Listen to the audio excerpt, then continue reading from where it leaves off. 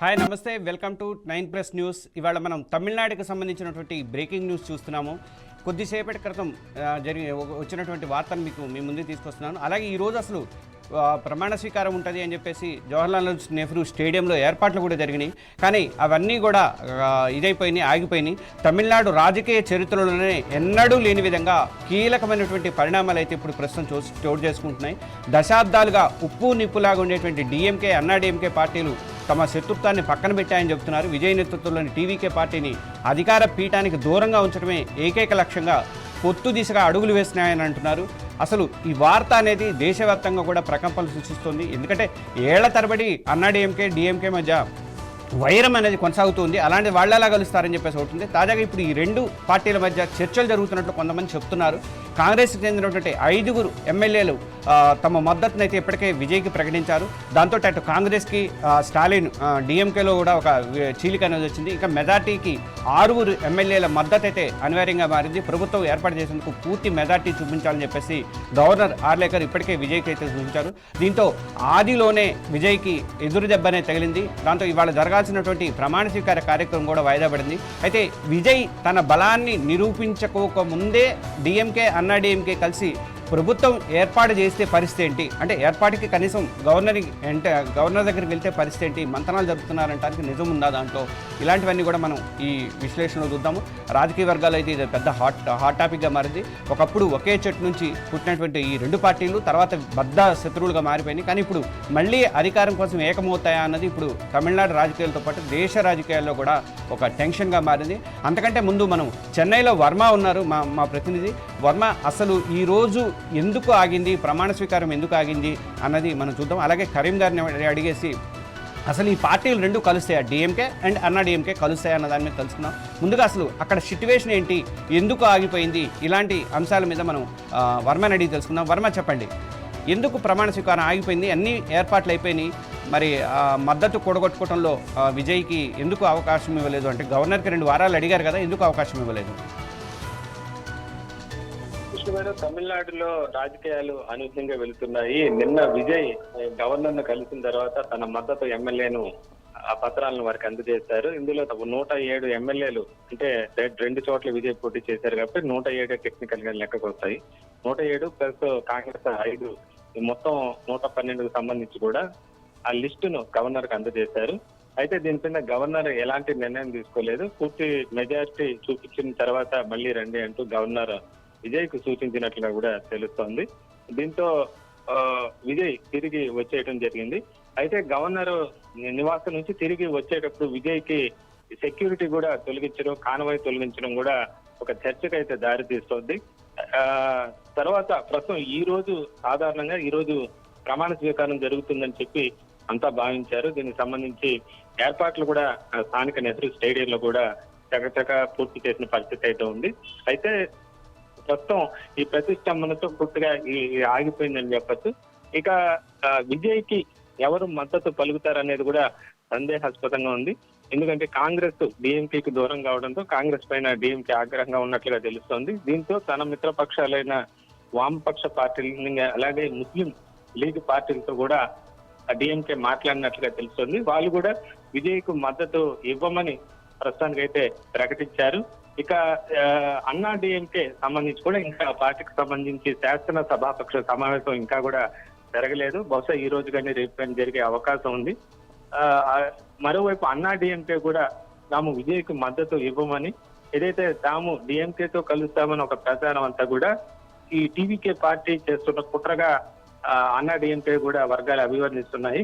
మొత్తం మీద విజయ్కి ఏదైతే 118 మార్కు 6 సంబంధించి 6 ఎమ్మెల్యేల దూరంలోనే ఆగిపోయిన పరిస్థితి ఉందని చెప్పితే, ఒకవేళ అన్నా డిఎంకే రెండు కలిసినప్పటికీ కూడా వాళ్ళకి మరో 12 సీట్లు అవసరం అవుతాయి. మొత్తం అన్నా డిఎంకేకి 47 సీట్లు, డిఎంకేకి 59 సీట్లు, మొత్తం 106 అవుతాయి. తర్వాత మరో 12 సీట్లు వాళ్ళకి కావాల్సి ఉంటుంది. దీంతో ఏదైతే ఆ పార్టీల మిత్రపక్షాలు మద్దతు ఉండే అవకాశం ఉందని కూడా ఒక చర్చ అయితే జరుగుతుంది. అయితే ఇది తమిళనాడు రాజకీయాల్లో సాధ్యం కాకపోవచ్చు అన్న పరిస్థితి అయితే కూడా చాలా మంది భావిస్తున్న పరిస్థితి అయితే ఉంది. మొత్తం మీద విజయ్ సంబంధించి కూడా ప్రమాణ స్వీకారం పైన ప్రతిష్టంభన అయితే కొనసాగుతుంది. ఒకవేళ రేపు ఒకవేళ గవర్నర్ అవకాశం ఇచ్చే అవకాశం ఉంది. మళ్ళీ రేపటి లోపు విజయ్ ఏదన్నా మిగతా పార్టీల మద్దతు కూడగట్టుకొని గవర్నర్ దగ్గరికి వెళ్తే తప్ప ఈ సస్పెన్స్ అలాగే కంటిన్యూ అవకాశం ఉంది. ఒకవేళ తమిళనాడులో గవర్నర్ పాలన, రాష్ట్రపతి పాలన కూడా అవకాశం ఉందన్న చర్చ కూడా మరోవైపు పెద్ద స్థాయిలో నడుస్తోంది. ఎందుకంటే ఏ పార్టీకి కూడా పూర్తి మెజార్టీ లేకపోవడంతో రాష్ట్రంలో రాజకీయ అస్థిరత ఉండకూడదన్న కారణంతో 356 ఆర్టికల్ ప్రకారం గవర్నర్ పాలన విధించే అవకాశం ఉన్నట్లుగా కూడా ప్రస్తుతం ప్రధానంగా చర్చ జరుగుతుంది. నిన్న విజయ్కు సెక్యూరిటీ తొలగించిన పరిస్థితి కూడా దీనికి బలాన్ని చేకూరుస్తుందని చెప్పుకోవచ్చు. మొత్తం మీద తమిళనాడులో మాత్రం రాజకీయ ప్రతిష్టంభన అయితే కొనసాగుతుంది. ఎప్పుడైతే కాంగ్రెస్ ఎమ్మెల్యేలు ఏకపక్షంగా వచ్చి విజయ్కు మద్దతు పలకడంతో అటు బీజేపీ గాని ఇటు డిఎంకే రెండు కూడా ఆగ్రహంతో ఉన్నాయని చెప్పుకోవచ్చు. ఒకవేళ కాంగ్రెస్ రాకుండా కేవలం ఒంటరిగా విజయ్ తన పార్టీ మద్దతు ఎమ్మెల్యే లేక గవర్నర్ ఇచ్చినా కూడా ఈ పార్టీకి ప్రమాణ స్వీకారం ఈ రోజు జరిగి ఉండేదని భావిస్తున్నారు. ఎప్పుడైతే కాంగ్రెస్ జోక్యం చేసుకుందో, మిత్రపక్షాలతో సంప్రదించకుండా ఏకపక్ష నిర్ణయం తీసుకుందో, ఇటు కాంగ్రెస్ ను ఈ అధికారంలో భాగస్వామ్యం చేయడానికి ఏమాత్రం ఇష్టపడిన బీజేపీ, అలాగే తమను వెన్నుపోటు పొడిచిందని భావించిన డిఎంకే, ఈ రెండు కూడా కాంగ్రెస్ పార్టీ మీద ప్రతీకారం తీర్చుకోవాలని భావిస్తున్నట్టు మొత్తం మీద నేను కనిమని కూడా దీని మీద స్పందించినట్టున్నారు కదా. దీని మీద ఇప్పటికే డిఎంకే కూడా కాంగ్రెస్ మీద ఆగ్రహంతోనే ఉన్నట్లు తెలుస్తోంది. ఎందుకంటే గత దశాబ్దాలు కూడా కాంగ్రెస్ పార్టీకి ప్రస్తుతం ఆ పార్టీ మద్దతు కాంగ్రెస్ ప్రధానంగా తమిళనాడులో డిఎంకే మద్దతుతోనే రాజకీయ మనుగడైతే సాగిస్తున్న పరిస్థితి. 1971 నుంచి ఏమైనా నడుస్తున్నట్టుంది. 2023లోనే ఏమో విడిగా పోటీ చేసినట్టున్నారు కానీ అసలు దాదాపుగా ఆ రెండు కూటమిగానే పోటీ చేసుకుంటూ వచ్చినాయి. అలాంటిది ఒక్కసారి వాళ్ళు ప్లేట్ ఫిరాయించేసేసి టీవీకే తరపున చేరడం అనేది నిజంగా జీర్ణించుకోలేదు. అని నిన్న కనిమొళి కూడా ఒక స్టేట్మెంట్ ఇచ్చినట్టున్నారు కదా దానికి సంబంధించి. అది ప్రస్తుతం ఇదే పరిస్థితి అయితే డిఎంకే కాంగ్రెస్ పైన తన ఆగ్రహం అయితే కొనసాగిస్తోంది. ఇందులో భాగంగా ఇప్పటికే కొన్ని చర్చలు కూడా జరుగుతున్నాయి. స్థానికంగా కొన్ని కార్పొరేషన్లో 1-2 కార్పొరేషన్లో కాంగ్రెస్ అభ్యర్థికి సీట్లు లేకపోయినప్పుడు 1-2 సీట్లు ఉన్నా కూడా కాంగ్రెస్ అభ్యర్థిని మేయర్గా చేసిన పరిస్థితులు కూడా ఉన్నాయి. ఇప్పుడు వాళ్ళ చేత కూడా రాజీనామా చేయిస్తారన్న ప్రచారం కూడా ఒకటి జరుగుతోంది. మొత్తం మీద అటు కేంద్రంలో కూడా ప్రతి బిల్లుకు కూడా అటు కాంగ్రెస్ భాగస్వామ్యంలో డిఎంకే మద్దతు పలుకుతోంది. ఈ మొన్న జరిగిన మహిళా బిల్లు అంశం కానీ పునర్విభజన అంశంలో కూడా మొత్తం కాంగ్రెస్ ఏ స్టాండ్ తీసుకుందో డిఎంకే కూడా ఉమ్మడిగా అదే స్టాండ్ లో కొనసాగుతున్న పరిస్థితి అయితే ఉంది. అయితే ఇంత నమ్మకంగా కాంగ్రెస్ పార్టీకి యూపీఐకి గతంలో తమ మద్దతు ఇచ్చినప్పటికీ కూడా ఈ విధంగా రాజకీయ ప్రయోజనాలతో కాంగ్రెస్ ఈ విధంగా తమను సంప్రదించకుండా ఏకపక్షంగా నిర్ణయం తీసుకోవడంతో ఆ పార్టీని దూరం పెట్టాలన్న ఆలోచనతో డిఎంకే ఉన్నట్లుగా తెలుస్తోంది. దీంతో కాంగ్రెస్ మీద వ్యతిరేకతతోనే ఇటు ఏదైతే ప్రస్తుతం తమ మిత్రపక్షాలైన వామపక్షాలు కానీ ఇటు ముస్లిం లీగ్ కానీ ఇతర పార్టీలను కూడా ఇప్పటికే డిఎంకే ఇప్పటికే స్ట్రాంగ్ గా సంప్రదించినట్లుగా తెలుస్తుంది. వాళ్ళు కూడా అది పార్టీ స్ట్రాంగ్ పార్టీ కావడంతో డిఎంకే వైపే వాళ్ళు కూడా మొగ్గు చూపుతున్నట్లుగా తెలుస్తోంది. మరోవైపు బీజేపీ కూడా ఇదే పరిస్థితి. కాంగ్రెస్ ఎప్పుడైతే మద్దతు పలికిందో బీజేపీ కూడా దీనికి ప్రతి వ్యూహాలతో ముందుకు వెళ్తున్న పరిస్థితి. మొత్తం మీద కాంగ్రెస్ మద్దతు విజయ్కి ఇరకాటంగా మారిందని చెప్పుకోవచ్చు. ఒకవేళ కాంగ్రెస్ తో పాటు మిగిలిన వామపక్షాలు కానీ ఇతర పార్టీలు అన్ని మద్దతు ఒకేసారి కూడగట్టి గవర్నర్ దగ్గరికి వెళ్ళి ఉంటే బాగుండేదనే అభిప్రాయం అయితే ఉంది. అలా కాకుండా విజయ్ రాజకీయ పరిణతి లేకుండా కేవలం కాంగ్రెస్ పార్టీని మాత్రమే ఆ మద్దతు తీసుకువెళ్లడంతో మిగతా పక్షాలు వెనక్కి తగ్గినట్లుగా తెలుస్తుంది. విష్ణు అవునండి. వర్మ, మళ్ళీ మిమ్మల్ని కన్సల్ట్ అవుతూనే ఉంటాం. ఎందుకంటే ఇవాళ రోజంతా కూడా పరిణామాలు జరిగే అవకాశాలు ఉంటాయి కాబట్టి మిమ్మల్ని తర్వాత నేను కాంటాక్ట్ అవుతాను మళ్ళీ. ఇప్పుడు మనం కరీం గారి దగ్గరికి వెళ్దాం. అసలు నిజంగా ద్రావిడ పార్టీలు ఏకమవుతాయి అన్న దాని మీద మనం వస్తుంది. అంతకంటే ముందు ఒక్కసారి ఇప్పుడు జరుగుతున్నటువంటి బ్రేకింగ్ను ఒకసారి ఎక్స్ప్లెయిన్ చేసే ప్రయత్నం చేస్తాను. తమిళనాడు రాజకీయ చరిత్రలోనే ఎన్నడూ లేని విధంగా కీలకమైనటువంటి పరిణామాలు అయితే జరుగుతున్నాయి. దశాబ్దాలుగా ఉప్పు నిప్పులాగా ఉండేటువంటి డిఎంకే కానీ అన్నా డిఎంకే పార్టీలు తమ శత్రుత్వాన్ని పక్కన పెట్టి ఏకమవుతాయి అని చెప్పేసి ఒక మాట అయితే వస్తుంది. విజయ్ నేతృత్వంలో ఉన్నటువంటి టీవీకే పార్టీని అధికార పీఠానికి దూరంగా ఉంచడమే లక్ష్యంగా వాళ్ళు పొత్తులు పెట్టుకుంటున్నారని చెప్పేసి టాక్ అయితే వస్తుంది. ఈ వార్త అనేది అసలు దేశవ్యాప్తంగా కూడా ప్రకంపనలు అయితే సృష్టిస్తోంది. ఈ రెండు ద్రవిడ పార్టీల మధ్య అసలు చర్చలు జరుగుతున్నాయా లేదా, నిజంగా అసలు కలిసే అవకాశం ఉందా, ఉప్పు నిప్పులాగా ఉండేటువంటి రెండు పార్టీలు కలిసే అవకాశం ఉందా? కాంగ్రెస్ అసలు మెయిన్ కాంగ్రెస్ ఎమ్మెల్యేలు 5 మద్దతు తెలపడమే ఇదంతా మొత్తం వివాదానికి కారణమైంది. దీనికి సంబంధించి మనం కరీం గారిని అన్ని మిగతా డీటెయిల్స్ అని కనుక్కున్నాం. కరీం గారు నమస్తే అండి. నమస్తే. అసలు అది ఎంతవరకు కరెక్ట్ అవుతుందంటే అసలు ఉప్పు నిప్పులాగా ఉండేటువంటి డిఎంకే అండ్ అన్నా డిఎంకే వాళ్ళకు కలవటం ఏంటంటే అది ఎంతవరకు కరెక్ట్? సోషల్ మీడియాలో కానీ మీడియాలో కానీ వస్తున్నటువంటి వార్తలను మీరు ఎలా విశ్లేషిస్తారండి? ఆ విషయం మనం మొదటి నుంచి చెప్పుకుంటూ వస్తున్నాం. ద్రవిడ పార్టీలు ఎప్పుడు ఒకే తాటి మీదకి రావు అన్న విషయము సైద్ధాంతికంగా కరెక్ట్, కానీ టెక్నికల్ గా కరెక్ట్ కాదు అనేది ముందరి నుంచి చెప్పుకుంటూ వస్తున్నాం. మనం ఎన్నికలు జరిగిన తర్వాత రిజల్ట్స్ వచ్చే ముందు కూడా మనం మీరైనా నేనైనా లైవ్ లో కూర్చున్నప్పుడు మనం మాట్లాడింది ఏంటంటే there is the possibility of combination of 2 Dravidian parties. అది మొదటి నుంచి అందరికంటే ముందు మనమే చెప్తూ వచ్చాం. చాలా మంది ఆశ్చర్యపోయారు. 2 బద్ధ శత్రువులు వాళ్ళు ఎలా కలుస్తాడు? రాజకీయాల్లో ఎవరు శాశ్వత మిత్రులు ఉండరు, శాశ్వత శత్రువులు ఉండరు. అలాగే డిఎంకే నుంచి వెలువడిందే బయటపడిందే ఏఐఏడిఎంకే. ఏఐడిఎంకే ఇక్కడ కొత్తగా పుట్టిన పార్టీ కాదు, డిఎంకే యొక్క అంతర్భాగమే ఒకప్పుడు. కాకపోతే అక్కడ సైద్ధాంతిక వైరుధ్యాల వల్ల పార్టీ బయటికి రావడం జరిగింది. అది కొంతకాలం రూల్ చేసింది. ఇప్పుడు ఏఐడిఎంకే సరైన నాయకత్వం లేదు. జయలలిత తర్వాత ఆ స్థాయి లీడ్ చేయగలిగిన నాయకుడు ఆ పార్టీకి లేకపోవడం వల్ల వాళ్ళు కూడా కొద్దిగా దిక్కుపడుతూ ఉన్నారు. ఇప్పుడున్న పరిస్థితుల్లో డిఎంకేతో కలిస్తే బలమైన ద్రవిడ మూవ్మెంట్ ని బిల్డ్ చేయొచ్చు. ఎందుకంటే మీకు తమిళనాడు మొత్తం చూసుకుంటే ద్రవిడ మూవ్మెంట్ అనేది వాళ్ళ జీవన నాడి.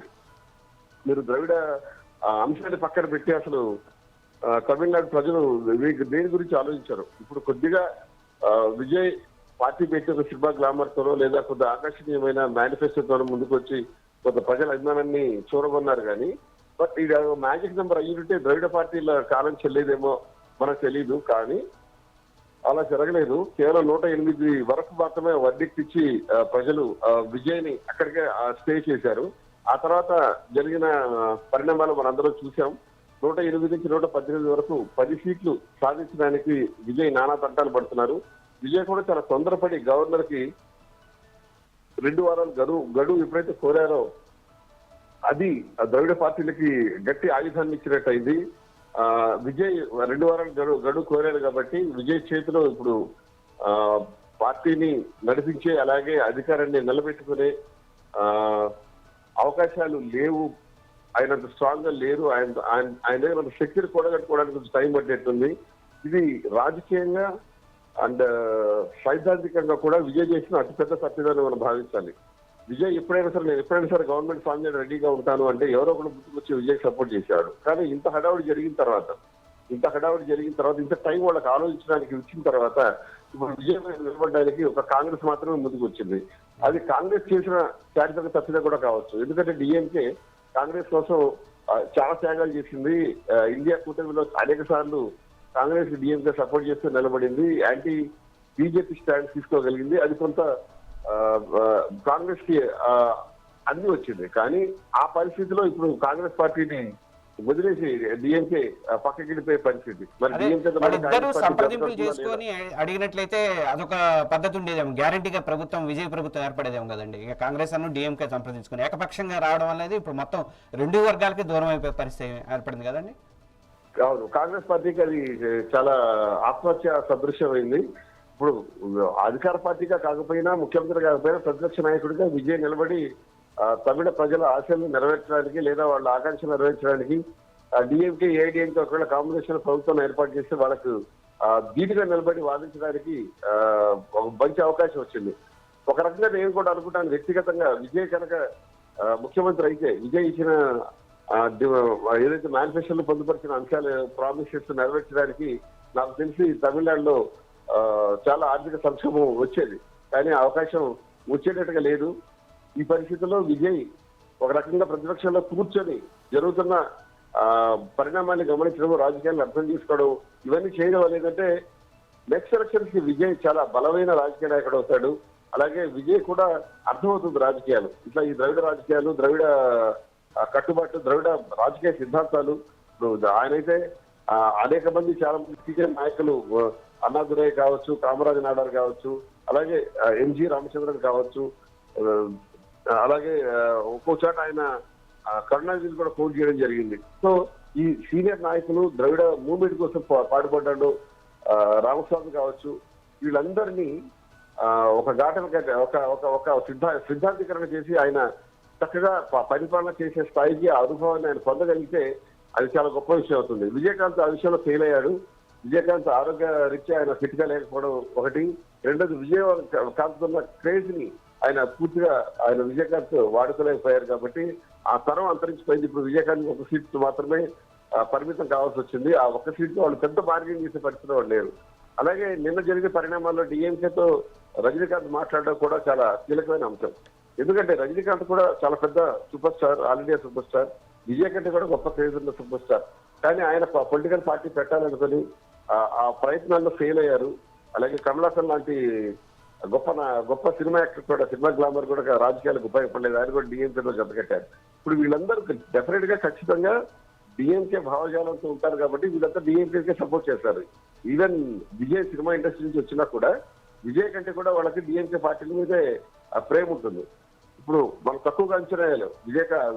విజయ్ దాదాపు 108 సీట్లు సాధించినా సరే మిగిలిన 126 సీట్లు అంటే విత్ అలయన్స్ లో సాధించిన డిఎంకే, ఏఐడిఎంకే పార్టీల శక్తిని మనం తక్కువగా అంచనా వేయలేం.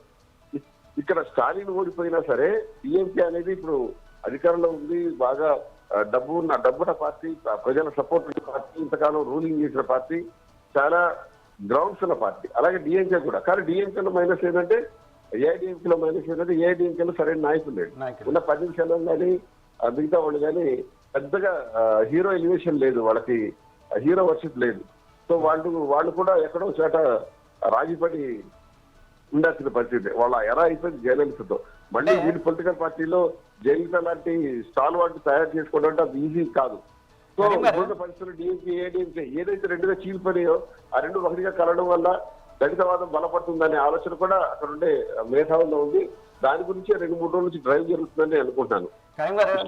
మనం ఒక పాయింట్ ఏంటంటే ఇప్పుడు మరి వాళ్ళు ఎవరికాళ్ళు ఏర్పాటు చేసే పరిస్థితి లేదు. ఈయన హైయెస్ట్ వచ్చినా ఈయనకి మెజార్టీ లేదు కాబట్టి తాత్కాలికంగా మరి ఏమన్నా గవర్నర్ రాష్ట్రపతి పరిపాలనలో కొన్ని రోజులు ఉండే అవకాశం ఉందంటారా? ఒక అవకాశం ఉంది. ఎందుకంటే నాకు తెలిసి భారతదేశంలో అత్యంత ఎక్కువ కాలం గవర్నర్ పాలన ఉంది తమిళనాడే. మళ్ళీ తిరిగి గవర్నర్ పాలన అంటే ఇప్పుడు మన పిసి అలెగ్జాండర్ లాంటి గవర్నర్లు అక్కడ రూల్ చేసిన సంగతి మనకు తెలుసు.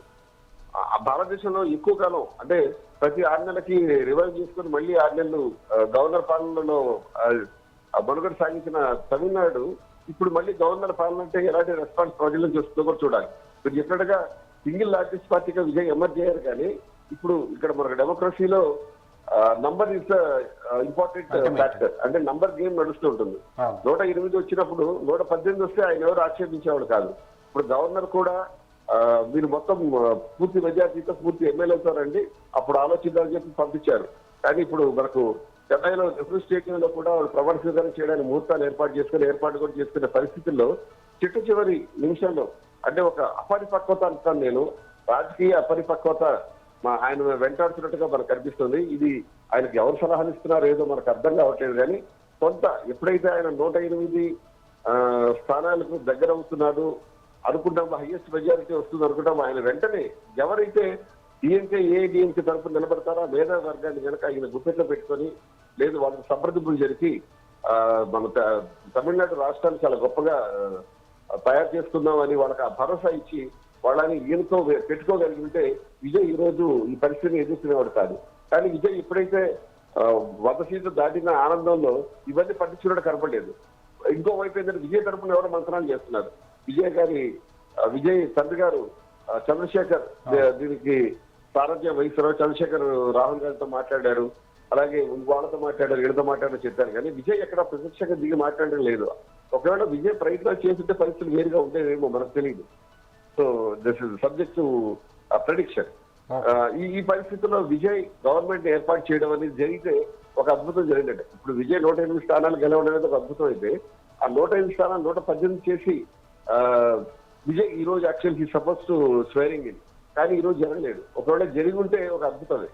మరోవైపు మామూలు పార్టీలు కాదు డిఎంకే, ఏఐడిఎంకే,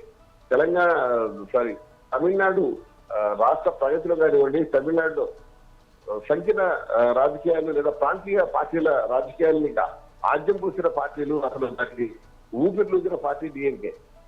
మొట్టమొదటిసారి భారతదేశంలో కాంగ్రెస్ పార్టీని కాదని ప్రాంతీయ పార్టీగా అధికారంలో నిలబడిన మొట్టమొదటి పార్టీ డిఎంకే. డిఎంకే స్ఫూర్తి ఈ రోజు భారతదేశంలో ఉన్న అనేక ప్రాంతీయ పార్టీలకి ఒక ఇన్స్పిరేషన్.